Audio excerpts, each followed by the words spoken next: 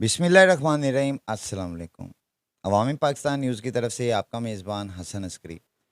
नाज़रीन, किसी भी मुल्क की माशी तरक्की का अगर आपने राज जानना है या उसकी माशी तरक्की को नोट करना है, तो आपको गोल्ड उस मुल्क का जो रेट है, उससे ही अंदाज़ा हो जाएगा कि इस मुल्क में कितनी माशी तरक्की हो रही है और कितना ये मुल्क माशी तरक्की में बहरान का जो है शिकार है। इस वक़्त हम एशिया की सबसे बड़ी मार्केट जो है गोल्ड की, उनके प्रेसिडेंट जनाब काशी भट्ट साहब के साथ बैठे हुए हैं और इनसे ये जानेंगे कि पिछले दिनों में जैसे पाकिस्तान में गोल्ड का रेट एकदम इंक्रीज़ किया, नीचे आया और जैसे डॉलर का रेट इंक्रीज़ हुआ और नीचे आ रहा है, इससे हमारी मईशत पे क्या असर पड़ रहा है और आने वाले दिनों में अगर इसी तरह गोल्ड का रेट डाउन आता है तो क्या हमारी मईशत जो है वो वाक़ई ऊपर आएगी या ये एक वक्ती अवाम को कह लें कि लॉलीपॉप दिया जा रहा है या अवाम को कह लें कि स्टेबल करने के लिए एक वक्ती इक़दाम है, उसके बाद शायद कोई ऐसा बहरान ना आ जाए कि जो अवाम बर्दाश्त ना कर सके। तो चलते हैं काशी भट्ट साहब की तरफ, उनसे पूछते हैं ये तमाम सवालात के जवाब। तो अस्सलाम वालेकुम। जी, वालेकुम अस्सलाम। क्या हाल है जी हसन भाई? खैरियत से हैं आप? अच्छा, काशी भाई मुझे एक बात बताएँ, पिछले दिनों गोल्ड का रेट काफ़ी हाई जा रहा था। इस वक़्त गोल्ड का रेट नीचे आ रहा है। आप इस चीज़ का जो ज़िम्मेदार है वो किसको ठहराते हैं? क्या कोई माफ़िया गोल्ड के रेट को कंट्रोल करता है? या इसी तरह फिर कोई ऐसी ताकत जो हमें नज़र नहीं आती है, उसको हर वक़्त हम पे मुसल्लत रहना पड़ेगा हमारी मईशत को ठीक करने के लिए? आप किस तरह देखते हैं ये तमाम मामलात को? सबसे पहले तो मैं आप लोगों को एक बात क्लियर करता चलूँ कि गोल्ड का रेट जो है वो पूरे एशिया से, पूरे यूरोप से, कहीं से कंसर्न नहीं है। ये स्ट्रेट अवे कंसर्न है अमेरिका से। अमेरिकन मार्केट खुलती है, वो जितने डॉलर मार्केट खुलेगी उससे हम मल्टीप्लाई करेंगे डॉलर से। ओके जी? सबसे पहले ये बात क्लियर कर लें, आपके रेट पूरी दुनिया में सिर्फ़ और सिर्फ़ अमेरिका से निकलता है गोल्ड का। और हमारे यहाँ चूँकि इसका डॉलर का रेट बहुत ज़्यादा हाई हो चुका था, जिस वजह से हमारा जो यहाँ पे पाकिस्तान में गोल्ड का रेट 345 तक चला गया था ब्लैक में। और अब ये जो जनरल साहब ने, जनरल आसिम मुनीर साहब जो हमारे चीफ़ ऑफ आर्मी स्टाफ हैं और जो इस टाइम करता-धरता है हमारे मुल्क के, उनके एक बोल्ड स्टेप पे कि हम किसी माफ़िया को भी जो है ना यहाँ पे नहीं रहने देंगे। जो भी शरपसंद अनासर हैं या जो-जो बंदे, जो-जो कम्युनिटी, जो-जो मामलात इस तरह से कर रहे हैं, जो मुल्क के एंटी जा रहे हैं, जो स्टॉकिस्ट हैं या जो ब्लैक मनी का काम करते हैं, जो ब्लैक गोल्ड का काम करते हैं या जो इस तरह से स्मगलिंग का काम करते हैं, वो सबको इन्होंने आवाज़ दी कि हम आज के बाद ये काम यहाँ पे नहीं होने देंगे। विदिन 2 और 3 डेज़ डॉलर जो है वो ₹40 ऑलमोस्ट कमी पे आ गया। आज फर्स्ट टाइम हिस्ट्री में हम देख रहे हैं कि डॉलर जो है इंटरबैंक से भी ओपन मार्केट नीचे जा चुकी है।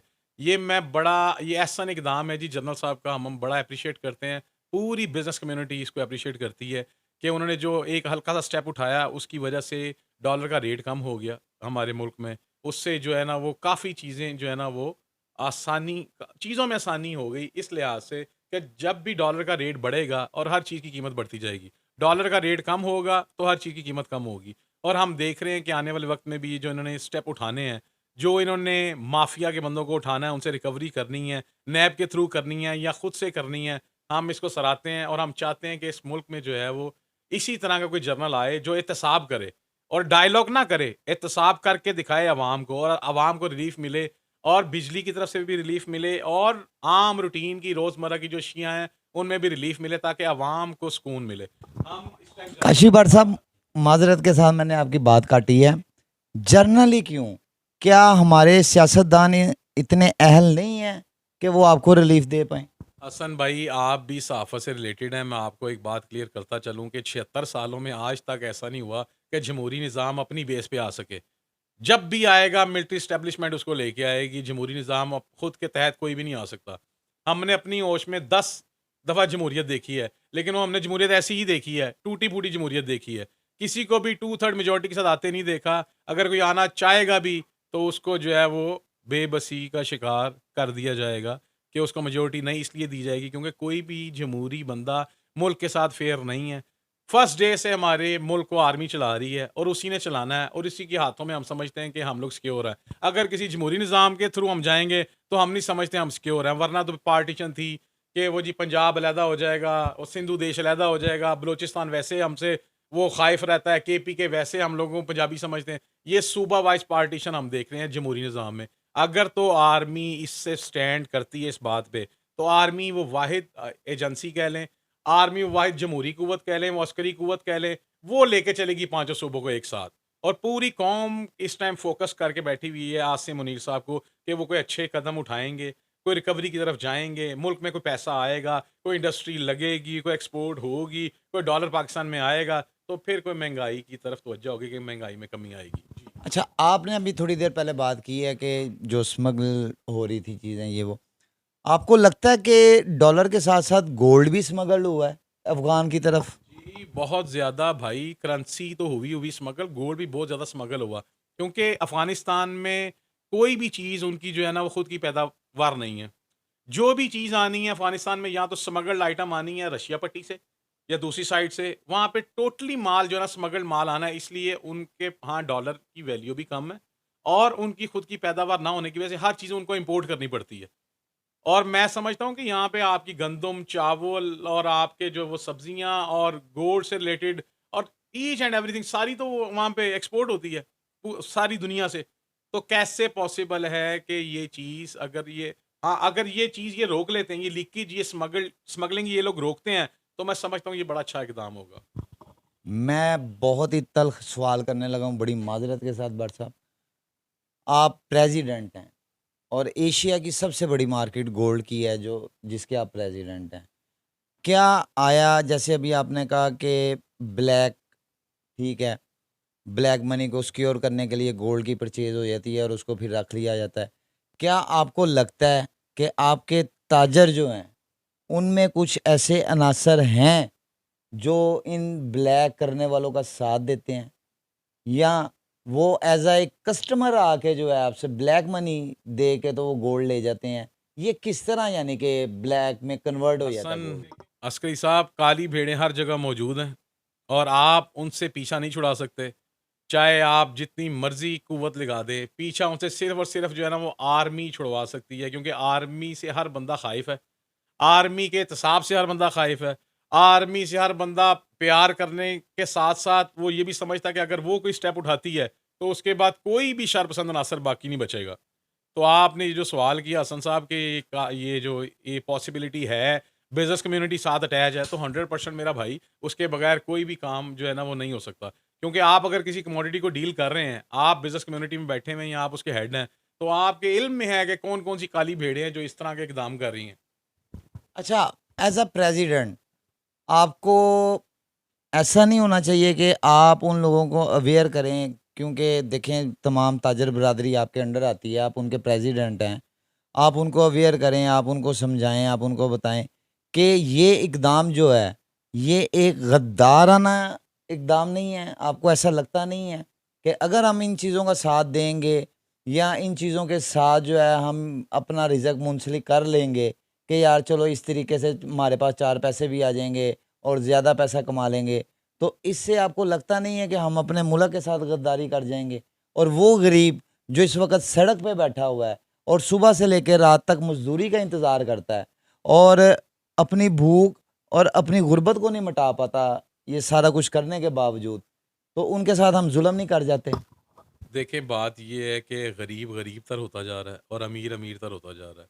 अब अमीर की स्टोरी ये है कि अमीर ने अपने जैसे अमीरों के साथ बैठना है, अपनी बिज़नेस कम्युनिटी में उसने घूमना है, अपने ही मामलात उसने सीधे करने हैं और उसको हवस इतनी ज़्यादा है कि उसने नीचे देखना ही नहीं है।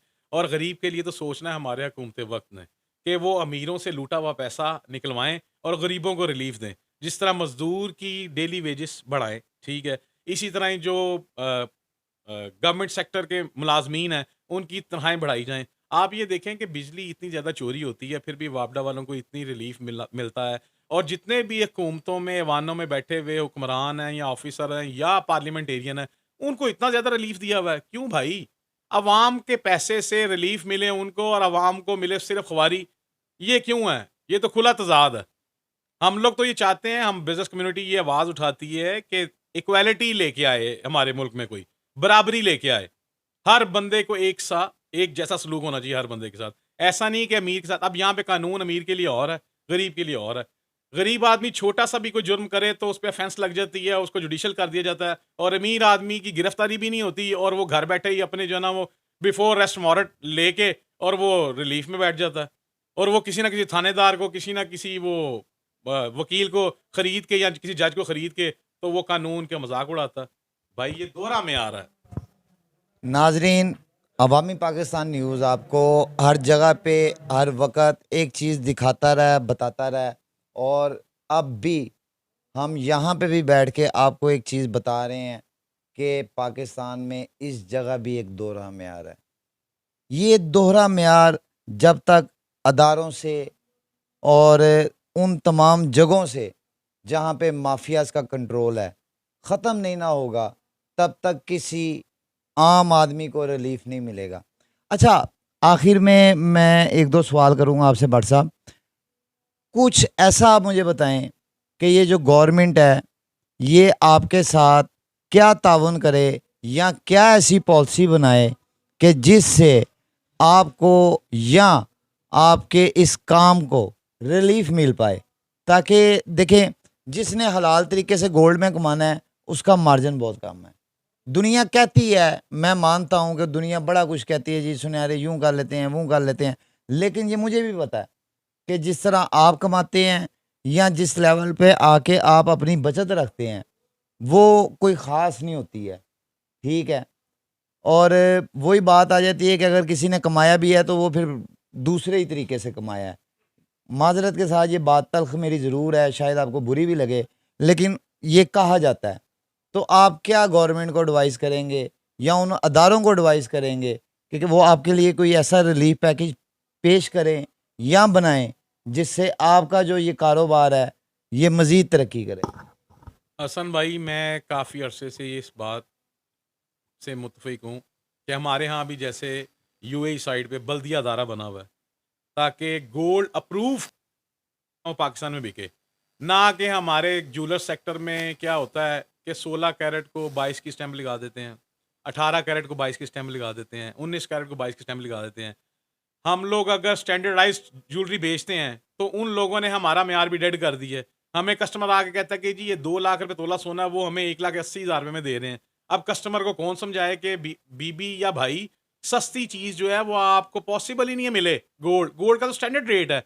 अगर कोई बंदा आपको दे रहा है तो 100% उसमें कोई ना कोई इम्प्योरिटी का आंसर और मेजॉरिटी और उसमें मैक्सिमम इम्प्योरिटी है, जिस वजह से वो आपको रिलीफ दे रहा है। हम चाहते हैं, हमारी हुकूमत वक्त से ये अपील है कि पाकिस्तान में भी कोई बल्दिया जैसा इदारा बनाया जाए, जो कि हर ज्वेलर से गोल्ड लेके उसको अप्रूव्ड करके, उसकी प्योरिटी चेक करके, उसको स्टैम्प लगा के देन उसे कहे कि अब आप सेल कर सकते हैं। अदरवाइज ज्वेलर गोल्ड नहीं सेल करेगा। हमारी बहुत से हुकूमती अहदेदारों से ऐसी बात हो चुकी है, लेकिन अभी तक किसी ने इस तरफ ध्यान नहीं दिया। और नंबर सेकंड, जो आपने बात की कि ज्वेलरी से क्या रिलेटेड मामला होना चाहिए, बात ये मेरे भाई कि जैसे-जैसे महँगाई बढ़ती जाएगी, जैसे-जैसे डॉलर बढ़ता जाएगा, गोल्ड का रेट भी बढ़ता जाएगा, हर बंदे की पहुँच से दूर हो जाएगा। आज से 10-15 साल पहले गोल्ड का ये सीन था कि भाई हमारे पास हर हर जॉब पर्सन, हर छोटा बिज़नेसमैन, हर बंदा हमसे गोल्ड से रिलेटेड मामलात में कोई ना कोई चीज़ परचेज़ कर लेता था। अब हमारा ये हाल है कि जो हमसे 10-10, 20-20, 50-50 तोले ज्वेलरी बनवाते थे, वो बेचारे 2-2, 3-3 तोले पे आ गए हैं। अब अवाम क्या करे? अवाम बिजली के बिल दे, अवाम ग्रोसरी के पैसे दे, बच्चों की जो ट्यूशन्स की या जो फ़ी दे स्कूल्स की या कॉलेजेस की फ़ीस दे, या अपने घर का निज़ाम चलाए कि वो हमारी तरफ आए। अब सिस्टम तो पाकिस्तान में ये है कि जो बंदा 4-5 लाख रुपए भी कमा रहा है, वो भी बेबस है। वो भी कह रहा है कि भाई मेरे खर्चे अखराजात पूरे नहीं हो रहे। अब चले, अगर हमने अपने अखराजात बढ़ा लिए हैं, हम उसको मिनिमाइज़ भी करते हैं। हम मिनिमाइज़ करने जा रहे हैं तो पता चलता है जी हुकूमत ने बिजली इतनी ज़्यादा बढ़ा दी है, गैस इतनी ज़्यादा बढ़ा दी है, ग्रोसरी इतनी ज़्यादा एक्सपेंसिव कर दी है कि हर चीज़ हर बंदे के बजट से बाहर हो चुकी है। अब आप मुझे ये बताएँ कि हर बंदा यही चाह रहा है कि हुकूमत अवाम को रिलीफ़ दे। जो मेन आइटम है आटा, चीनी, घी, ग्रोसरी की जो मेन बेसिक आइटम है डेली बेसिस की, उसमें कम से कम रिलीफ मिले। मज़दूर को रिलीफ मिले, गरीब आदमी को रिलीफ मिले। आए दिन सुसाइड हो रही हैं, मीडिया दिखा रहा है, और हमारे निगरान प्राइम मिनिस्टर साहब कह रहे हैं कि जी अगर बंदे बाहर जा रहे हैं तो इसमें से क्या फ़र्क पड़ता है? अल्लाह के बंदे बंदे बाहर जा रहे हैं तो आपने किस पे हुक्मरानी करनी है? अगर बंदे सारे बाहर चले गए, पाकिस्तान खाली हो गया, तो आप किस बेस पे प्रोटोकॉल लोगे? कहाँ से ये पैसे खाओगे? कहाँ से ये निज़ाम चलाओगे? ऐसा पॉसिबल नहीं है। और आइंदा आपको भी एडवाइस है प्राइम मिनिस्टर साहब कि आप इस तरह के डायलॉग ऐवान में बैठ के या अपने मनसब पे बैठ के ना कहें। लोग फेड अप होते हैं आपके इन डायलॉग से। आप अवाम को अगर रिलीफ नहीं दे सकते तो कोई ऐसा भाषण ना दें जिससे अवाम फेड अप हो आपसे। नाजरीन, इस बात से तो मैं भी मुत्तफिक हूँ कि अवाम को पाकिस्तान का ऐसा चेहरा दिखाया जा रहा है कि जिससे नौजवान नस्ल फेड अप हो, जिससे नौजवान नस्ल में मायूसी, नाउमीदी पैदा हो। ठीक है, हालांकि आप ये देख लें कि मैंने मुतद्दिद और बारहा कई वीडियोस में अपनी बताया कि हमारे यहाँ पे हर साल डॉक्टर भी बनते हैं, वकील भी बनते हैं, इंजीनियर भी बनते हैं, और कहने का मकसद ये है कि स्पोर्ट्समैन भी पैदा होते हैं, और हर जगह पे जिसको कह लें कि तरक्की नज़र भी आती है, मगर वो चीज़ को कभी भी प्रोमिनेंट नहीं किया जाता और इसको छुपाया जाता है। क्यों, ये मुझे नहीं पता। बहरहाल भट्ट साहब, अगर यही हालात रहे या इसी तरह मामला चलते रहे तो क्या आपको लगता नहीं है कि आपका कारोबार करना मुश्किल हो जाएगा और मुश्किल तरीन होता जाएगा? हसन भाई, आज ये पोजीशन है हमारे बिजनेस की कि पहले हम लोगों के पास टाइम नहीं होता था। हमारे पास ओवरसीज फैमिलीज आती थी जो कि पाकिस्तान से बाहर रह रही हैं, पाकिस्तानी कम्युनिटी। वो लोग ऑफ सीजन में, हम ऑफ सीजन कहते हैं जून, जुलाई, अगस्त, ये जो गर्मी के दिन होते हैं, समर वेकेशंस जो होती हैं, इसमें वो लोग आते थे, हम लोगों से परचेजिंग करते थे। हम लोग बड़े इजी हो जाते थे कि चलें हमारे ऑफ डेज जो है ना वो हमारे उन कस्टमर्स पे बेस करते थे। पिछले 10 से 12 साल से हमारा जो नेगेटिव मीडिया लोगों को ये दिखाता है, जो ओवरसीज़ बाहर बैठे हुए हैं, कि यहाँ पे स्नैचिंग हो गई, यहाँ पे मर्डर हो गया, यहाँ पे ओवरसीज़ के साथ ये हो गया, यहाँ पे ओवरसीज़ के साथ वो हो गया। इसलिए आप पिछले 10-15 साल से जितने भी ओवरसीज़ हैं वो दुबई उतरते हैं, फ्री पोर्ट है, वहाँ से शॉपिंग करते हैं, अपने बच्चों की शादियों की, इससे रिलेटेड जो भी उनको परचेजिंग करनी है, वो करके वो वहीं से वापस हो जाते हैं। वो पाकिस्तान की तरफ रुख ही नहीं कर रहे। माजरत के साथ मैंने आपकी बात काटी है। आप दुबई की बात कर रहे हैं। आपको लगता नहीं है कि दुबई के साथ साथ इंडिया की मार्केट हमसे ज़्यादा इंक्रीज़ हो गई हुई है? कि कभी एक वक़्त था कि हमने इंडिया को कंट्रोल किया हुआ था। वो पंजाबी में कहते हैं ना जिसको, कि नथ डाली हुई थी, वो हमारी इस फील्ड ने डाली हुई थी। लेकिन आपको अब लगता नहीं है कि इंडिया की तरफ उन लोगों का रुझान है? सब बात ये है कि इंडियन कम्युनिटी पूरी दुनिया में इस टाइम जो है ना वो बहुत बेहतर ग्रेड में बैठी हुई है। पाकिस्तानी कम्युनिटी को तो कोई पास भी नहीं खड़ा करता, क्योंकि पाकिस्तानी जहाँ भी जाते हैं वो उनको नए नए लूप होल्स दिखा के लोगों को फ्रॉड के नित नए डिज़ाइन दिखाते हैं। इंडियंस कम्युनिटी फेयर है, वो लोग काम करते हैं और वो लोग अपने मुल्क के साथ फेयर है, और पूरी दुनिया में इस टाइम वो टाइकॉन बन के बैठे हुए हैं। और इंडियन की आप, हम इंडिया से अपने आप को कंपेयर ही नहीं कर सकते। हमारी मीशत और उनकी मीशत में बहुत ज़्यादा डिफरेंस है। इंडिया का एक सूबा है यूपी, जो कि पाकिस्तान की जितनी पॉपुलेशन है उसकी उतनी पॉपुलेशन है, 22 करोड़ उसकी पॉपुलेशन है, और पूरे यूपी में 300 यूनिट बिजली फ्री है हर घर में। आप ये बात कर रहे हैं, अब भाई मेरे यहाँ पे कोई ऐसा बंदा तो आए जो ऐसे स्टेप उठाए, फिर अवाम देखे उसके साथ है कि नहीं है। यहाँ पे तो आज तक आइन के 170 आर्टिकल हैं, 165 आर्टिकल जो है ना हसन साहब वो हैं अवाम के, और आज तक पार्लियामेंट में उन आर्टिकल पे कोई डिस्कस ही नहीं हो सकी। 5 आर्टिकल है पार्लियामेंटेरियन के, और जिन पे आए दिन तरमीम होती है। और भाई मेरे फेयर ही कोई नहीं है हमारे मुल्क में, हमारे मुल्क के साथ फर्स्ट डे से। तो कैसे ये निज़ाम चलेगा? ये तो अल्लाह ताला कोई खसूसी करम है पाकिस्तान पे कि जो निज़ाम चल रहा है, वरना जिस तरह के हालात हर जमहूरी निज़ाम बना के जाता है, मुल्क तो एक दिन का मुतहम्मिल नहीं है चलने का। ये तो मालिक का खास करम है, जिस कॉज पे ये बना हुआ है, ये कॉज ही उसको लेके चल रही है, और कोई वजह नहीं है मेरे भाई। नाज़रीन, जमहूरियत, ये सबसे बड़ा धोखा हमें दिया जाता है। हम जमहूरियत के चक्कर में उन लोगों को चुन लेते हैं जो इस चीज़ के अहल नहीं होते हैं, और हमको इसी चीज़ का धोखा दे के लूटा जाता है। ये मैंने मुतअद्दिद दफ़ा अपनी वीडियोज़ में बताया भी है। शायद अवाम कभी आंखें खोल ले मेरे इस लफ्ज़ को सुन के, मगर बात वही आ जाती है कि जैसे भट्ट साहब ने कहा कि यूपी, अरविंद केजरीवाल साहब जो हैं, उन्होंने वाकई अपनी कौम को रिलीफ दी है, इसमें कोई शक वाली बात नहीं है। मगर कहने का मकसद ये आता है कि क्या हम अपने इस मुल्क के साथ मुखलिस हो पाएंगे जिसको हमने कलमे के नाम पे लिया था, जिसको हमने लेते वक्त 16 लाख लोगों की जानों का नजराना दिया था, जब हमारे पुरख यहाँ पे आए थे, जब हमारे बुजुर्ग यहाँ पे आए थे, तो यहाँ पे नादरीन ट्रेनें लाशों से भर भर के आई थी। क्या हम उनकी कुर्बानियाँ भूल चुके हुए हैं? और हम आगे से मज़ीद उन गरीब लोगों की कुर्बानियाँ माँग रहे हैं, उन गरीब लोगों को ज़िबा करना चाह रहे हैं। बहरहाल मेरा इनके पास आके आपको दिखाने और बताने का मकसद सिर्फ़ ये था कि अगर ये चीज़ मईशत को असरअंदाज कर रही है, तो इससे फिर गरीब को क्या असर होगा? बहरहाल ये चीज़ आपने सोचनी है, आपने फ़ैसला करना है। मैंने जो पैगाम था वो आप तक पहुंचा दिया। बट साहब आखिर में अगर आप कोई पैगाम देना चाहते हैं इस कौम के लिए, अपने कारोबार के हवाले से या किसी भी नज़रिए की तरफ से, आपका अपना प्लेटफ़ॉर्म है, आप दे सकते हैं। जी, मेरा तो हुकूमत वक़्त को इस टाइम जो हमारे सिपह सलार हैं जनरल आसिम मुनीर साहब, उनके लिए एक मैसेज है कि पूरी कौम की नज़रें आप पे हैं और खुदारा इन नज़रों को जो है ना वो रद्द ना कीजिएगा। इनकी उम्मीदों पे पूरा उतरिएगा और इनकी उम्मीदों को ज़ाया ना कीजिएगा। इनकी उम्मीदों को रोंदिएगा ना। और आवाम ये चाह रही है कि जो जनरल साहब स्टेप उठा रहे हैं, जो इन्होंने रिकवरी करनी है, जो शरपसंद अनासिर और जो माफिया के बंदे इन्होंने उठा के उनसे रिकवरी करनी है, वो मैं चाहता हूँ कि मुल्क के ख़ज़ाने में आए और लोग आपको एप्रिशिएट करें और लोग ताहयात आपको दुआएँ दें कि हमारे मुल्क के लिए अगर किसी ने कुछ किया है तो वो जनरल आसिम साहब ने किया है, क्योंकि इस टाइम सोशल मीडिया आपको बहुत ज़्यादा जो है ना पॉइंट आउट कर रहा है इस बात से और आपको एप्रिशिएट भी कर रहा है इस बात से। आपने जो बोल्ड स्टेप उठाए हैं या जो आपने कहा है कि 17 सितंबर से ऑनवर्ड नवंबर तक आप लोगों को बताएँगे और माफिया के खिलाफ क्रैकडाउन करेंगे और खुदारा इसको जो है ना वो आपने क्रैकडाउन करना है। पूरी कौम आपके साथ है और पूरी कौम का खून आपके साथ है, पूरी कौम के जवान आपके साथ हैं और पूरी बिज़नेस कम्युनिटी आपके साथ है। खुदारा आप ऐसा कोई कदम उठाएँ और ऐसी रिकवरी करें कि मुल्क में कुछ ख़ज़ाने में कुछ माल आए और लोगों को रिलीफ़ मिले ताकि हमारे रिज़र्वेशन भी बढ़ें और हमारी भी इंडस्ट्री चले, हमारे लोग भी खुशहाल हों, ना कि लोग फेड अप होके पाकिस्तान से बाहर जा रहे हैं। बहुत स्पीडी और खुदारा उनको यहीं पे रहने की दावत दें और उनके लिए आसानियाँ पैदा करें ताकि अल्लाह ताला आपके लिए आसानियाँ करे। अगर आपके पास ये मनसब है, अगर आप समझते हैं कि आप इस अहल हैं या आप ये कर सकते हैं, तो खुदारा इसको करके जाइएगा, ना कि आप भी ये जो बातें आपने की हैं, ये करने के बाद आप भी पता चले कि आपकी भी मुद्दत मुलाज़मत पूरी हो गई है और आप भी यहाँ से चले गए हैं और फिर नए आने वाले जनरल ने हमें कोई ना कोई लॉलीपॉप दे दिया और हम फिर उसके पीछे लगे हुए हैं। ये कौम हर बंदे के लॉलीपॉप से फेड अप हो चुकी है।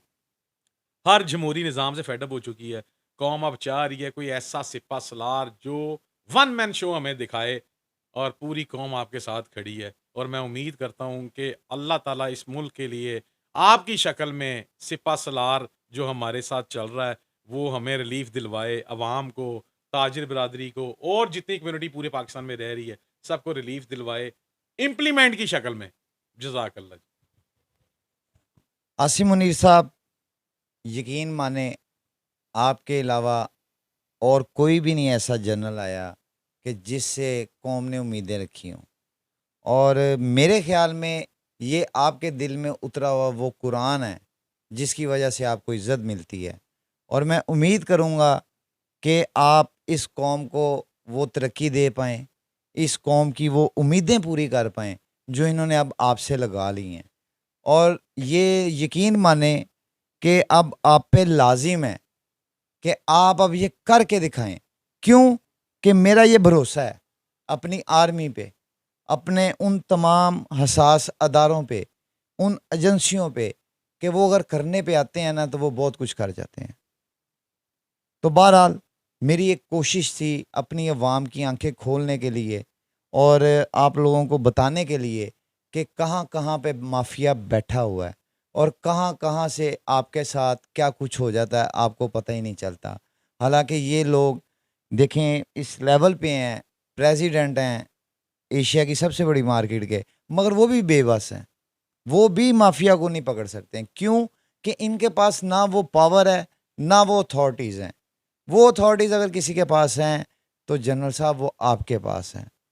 बहरहाल, आपके लिए मैंने ये वीडियो बनाई, अगर आपको अच्छी लगी हो, इसको ज़्यादा से ज़्यादा शेयर कीजिएगा और आप कहीं पे आके कोई अपनी राय देना चाहते हैं, तो कमेंट सेक्शन में ज़रूर आके मुझे राय दीजिएगा। कहीं पे मैं गलत हूँ, मुझे बताएँ, कहीं पे मैं सही हूँ, मुझे तब भी बताएँ।